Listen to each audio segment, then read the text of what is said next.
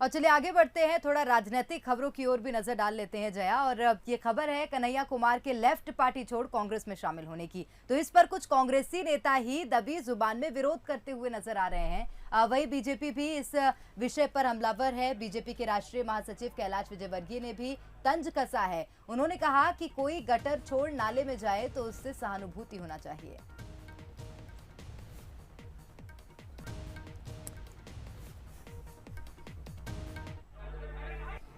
मैं समझता हूँ कि कोई अगर गटर से निकले और नाले में जाके गिरे तो उसके प्रति सहानुभूति हो सकती है बस। मैं समझता हूँ कि कोई अगर गटर से निकले और नाले में जाके गिरे तो उसके प्रति सहानुभूति हो सकती है बस। तो कन्हैया कुमार के कांग्रेस में शामिल होने के बाद अब आरोप प्रत्यारोप का दौर शुरू हो गया है, क्योंकि कांग्रेस में भी इस तरह की बातें सामने आई कि कुछ कांग्रेसी भी दबी जबान में इसका विरोध कर रहे हैं। वहीं बीजेपी के राष्ट्रीय महासचिव कैलाश विजयवर्गीय ने इस पर तंज कसा। उन्होंने कहा कि कोई गटर छोड़ नाले में जाए तो उससे सहानुभूति होना चाहिए। और चलिए चर्चा करेंगे, हमारे साथ बीजेपी से इस वक्त हितेश वाजपेयी जी जुड़ गए हैं और मानक अग्रवाल जी कांग्रेस से अपना पक्ष रखने के लिए जुड़ गए हैं। बहुत स्वागत करती हूँ आप दोनों का ही। सबसे पहला सवाल मेरा कांग्रेस से ही है। सर, सुना है आपने कैलाश विजयवर्गीय जी का बयान, क्या कहेंगे? कि कैलाश जी की भाषा ऐसी है कि मैं समझता हूँ कि ऐसी भाषा का उपयोग कोई भी राजनेता को नहीं करना चाहिए। कन्हैया कुमार का एक अस्तित्व है, उन्होंने छात्रों के अंदर एक अपनी इमेज बनाई है और वो सही बातों को हमेशा कहते आए हैं। उनके बारे में ऐसे शब्दों का उपयोग कैलाश जी को नहीं करना चाहिए। जी मानक जी, लेकिन कन्हैया कुमार कांग्रेस में शामिल हुए, बीजेपी तो ठीक है कि सवाल खड़े कर रही है, लेकिन आपकी पार्टी के ही कई बड़े नेता सवाल खड़े कर रहे हैं। मनीष तिवारी जिन्होंने ट्वीट करके सवाल उठाए थे। देखिए, सवाल तो पार्टी के अंदर भी उठते हैं, बाहर भी उठते हैं, लेकिन देखा यह जाता है कि कन्हैया कुमार के आने से पार्टी मजबूत होगी। जी, कन्हैया कुमार ने हमेशा अच्छे काम किए हैं और ईमानदारी से किए हैं जी, और उनका पूरे देश के अंदर हर वर्ग के अंदर स्वागत हुआ है। जी बिल्कुल मानक जी, लेकिन कहीं ना कहीं अब पार्टी के ही जब कुछ कार्यकर्ता इस बात का विरोध कर रहे हैं तो सवाल उठना तो लाजमी है। देखिए, सवाल उठाना अलग बात है, लेकिन बाई एंड लार्ज पूरी पार्टी उनका स्वागत कर रही है और पार्टी से हटकर भी लोग कह रहे हैं कि कन्हैया कुमार का कांग्रेस में आना ये पार्टी के हित में और देश के हित में है।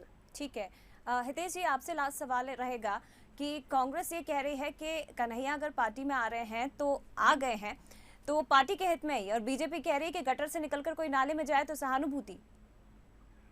देखिए, कांग्रेस बहुत तेजी से विघटित हो रही है, हम देख रहे हैं, और जो रियल कांग्रेसमैन थे, वैल्यू बेस्ड थे, सब धीरे धीरे छोड़ते जा रहे हैं और बाकी लोग बस दहलीज पे खड़े हैं जी, और लगातार ये घटनाएं हो रही हैं। G23 को आपने देख ही लिया है जी, फिर उसके बाद मानक जी को खुद देखिए, मानक जी एक रियल कांग्रेसमैन रहे हैं, आज उनकी क्या स्थिति है।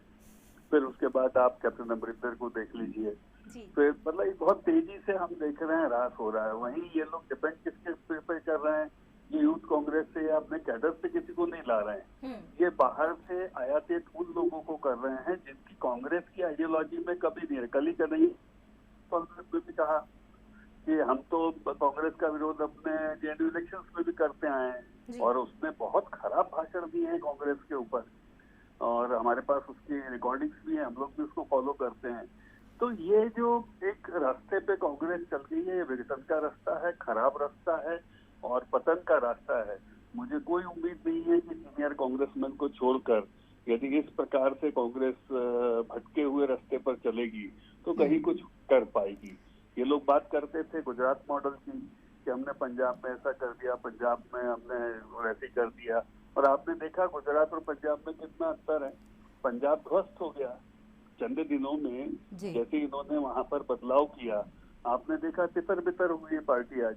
नया अध्यक्ष ढूंढना पड़ रहा है, मुख्यमंत्री की स्थिति खराब है, मंत्रियों ने त्याग पत्र दे दिया है। इससे कांग्रेस को समझना चाहिए कि उसका जो बड़ा आधार था राजनीतिक और नैतिक, वो कहीं ना कहीं टूट रहा है और उसका कारण यही लोग हैं जो बाहर से बुलाए जा रहे हैं। बिल्कुल वाजपेयी जी, लेकिन एजेंडा पार्टी का जो भी हो, लेकिन क्या आपको नहीं लगता कि राजनीति में भाषा की गरिमा थोड़ी सी बनाकर रखनी चाहिए?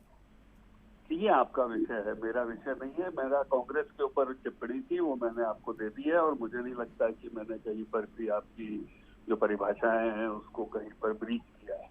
ठीक है, बहुत धन्यवाद आपका हितेश जी। साथ ही मानक जी आपका भी बहुत धन्यवाद, बंसल न्यूज से इस बातचीत में आप शामिल हुए।